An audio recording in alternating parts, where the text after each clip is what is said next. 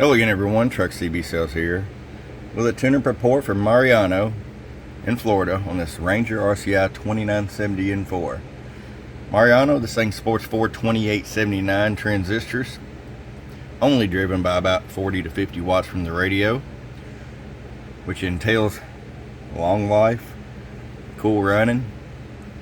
You wanted the tune alignment, we did just that. We done got your striker antenna packed up ready to go with your 3/8 stud will be packed with the radio. Let's get right to it. All right, power all the way down. 250 watt slug. Just a hair under 25 watts. That way if you decide to run an amp, you have full adjustability. Roll it all the way up.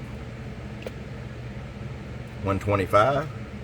I'm gonna show you average power swing. Hello. About 235, 240 average. 500 watt slug in PEP. 1, 2, 1, 2, 1, 2, 1, 2. 500 watts right against the corner. Let's roll it all the way down. So if you're going to run this into like a 24 pill or something, 25 watts going over against the 500 watt scale. Bam, bam, bam, bam. Go over to sideband. You'll see a little bit less power output on sideband. Right there on 500.